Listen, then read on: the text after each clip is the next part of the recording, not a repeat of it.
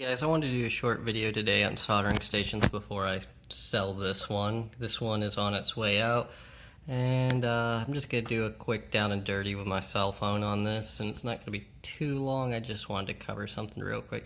Basically, covering for somebody that's just getting started out in this, this should not be what you're using to get started with. A soldering station is definitely going to be a whole lot easier to learn on because you have a little better control over heat, and you'll find yourself burning through stuff and just ruining it with a regular uncontrolled soldering iron. You can definitely learn to solder with one of these. I just wouldn't be working on PCBs with them.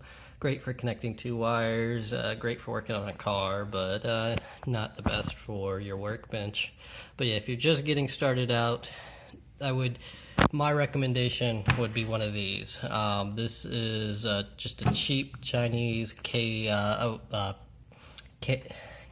or I don't know how to say it.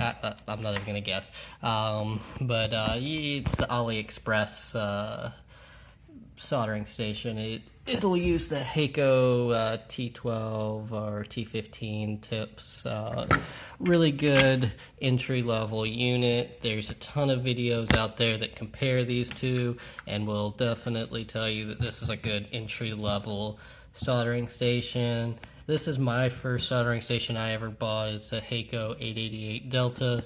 They're pretty good, but for the money, I would recommend this over this. Like I said, there's better people out on YouTube that can explain it better than I can, but I wanted to bring this up because there's another thing you should keep an eye out for, which is really good deals on Facebook Marketplace and eBay and other basically just used sales places, because I got this for $175 coming with all these tips and a bunch of extra tips from a engineering firm that was shutting down locally. They were down in Tallahassee. Well, they weren't shutting down, they were just downsizing.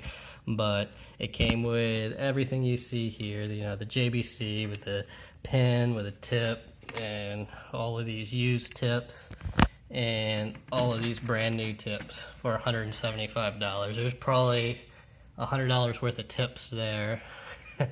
And he let it go for a really good deal. He actually had two of these. I almost bought both of them, but I decided I wouldn't be greedy and leave it for somebody else to get.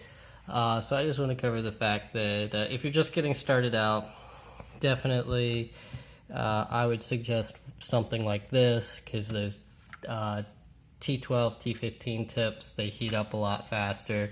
These Heiko 888 Deltas are great soldering stations. But the tips just take a little bit longer to heat up, and I like being able to quickly change the tips on that one versus this guy where you have to unscrew it and change it out. And the JBC is it's an amazing unit. Definitely not a kind of just getting started out kind of unit, but you never know. If you find one for a steal, pick it up, because it's well worth the money. You have extreme levels of control over the heat, and the tips are just awesome for it. It heats up so fast. But enough beating it over that guy. I just wanted to quickly cover these three different ones. I could go into detail, but there's guys that know twice as much as me out there putting out really good content, and they can explain it better than I can. I would just highly recommend something of this nature. Maybe not this brand name. There's a lot of really bad reviews on this brand. I don't have any problems with it, but after buying mine and hearing some of the other reviews, who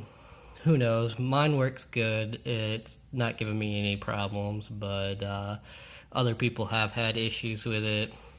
You'll never have issues with a genuine one of these. There are knockoff versions of them out there. I don't know how good the knockoffs are, but the genuine ones, I mean, it has no issues. And a genuine JBC, you'd never have any issues with either.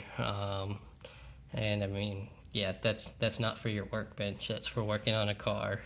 I really like this soldering iron. I like the LED lighting that it has to help you see when you're out working in a dark spot on a car. I have no issues with this soldering iron other than if you're using it on your workbench, because this is not for working on the PCB. You're gonna overheat things. You're gonna go through a lot of tips. One of the things that I found funny is the 888 Delta tips. They'll fit in here. That's actually an 888 Delta tip in there because I dropped this guy on the concrete one day and smashed the hell out of the tip on it, and it just didn't want to take solder after that, so swapped the tips out, and it worked good for me. But yeah, get yourself a soldering station.